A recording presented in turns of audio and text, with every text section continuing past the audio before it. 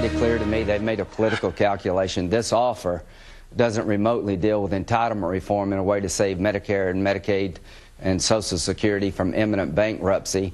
That's a dire warning from Senator Lindsey Graham, Republican out of South Carolina.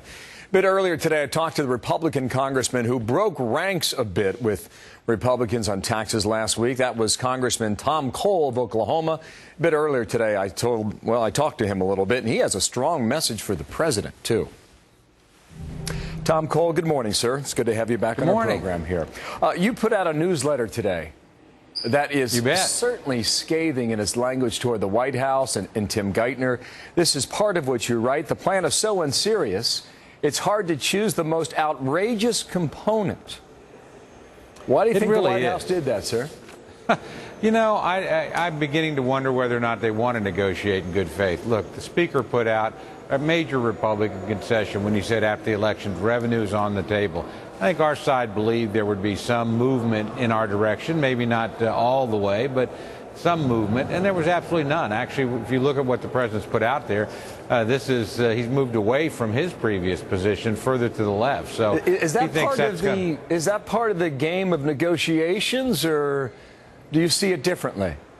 I do see it differently. I think it's an act of bad faith, quite frankly. I think if you're going to negotiate and the other side makes a concession, you try to step toward them a little bit. You don't have to meet them all the way, but you move toward them. Again, the president didn't do that. And this latest component of trying to give the president effectively exclusive control over when the national debt goes up and how much, that's an extraordinarily bad idea. Well, I wouldn't trust Ronald Reagan with that. You would not trust Ronald Reagan with that. To that point, you're right. While the lack of spending cuts in the plan is grossly negligent, the president's debt ceiling proposal is downright dangerous.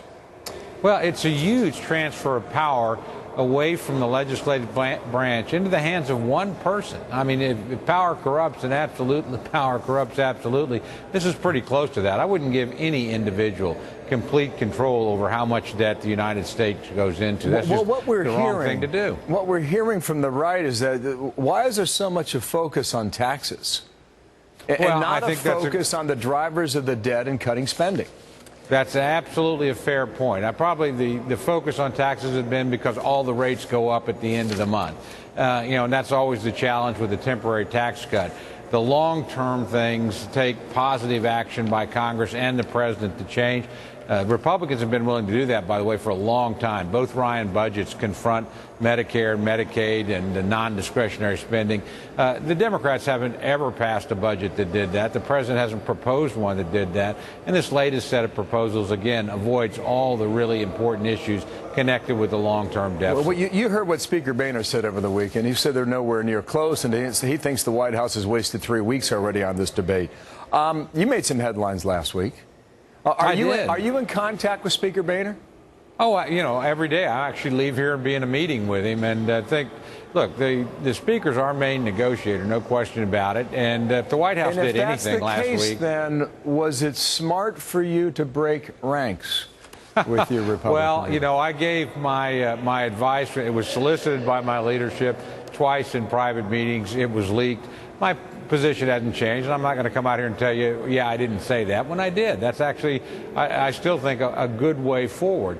But it's not going to change my support for the Speaker. And frankly, the Democrats, the president, united the Republican caucus last week. You don't have to worry about any breakage away from the Speaker. That's interesting, because Republicans held the line in Obamacare. They held the line in the debt ceiling negotiations. Do you believe that made your party stronger? Yeah, I absolutely believe that. And we did that when a lot of people were telling us we were on the way to political oblivion. Instead, we retook the House. So, again, I think this is a very determined conference, and one that supports the Speaker fully. But the way you're speaking then suggests that there is no split between you and any of your Republican colleagues, and certainly not that of Speaker Boehner.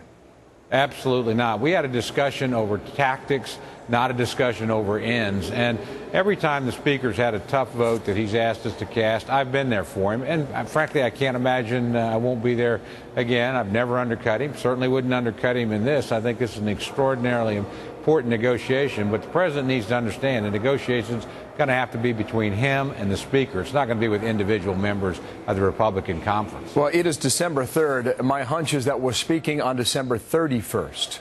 Well, Bill, I can't think of anybody I'd rather spend Christmas with than you. And New Year's Eve. Thank you, sir. Tom Cole from Washington today. Thank you. Right back at you, too. Listen to those guys on Sunday, by the way. I didn't think they were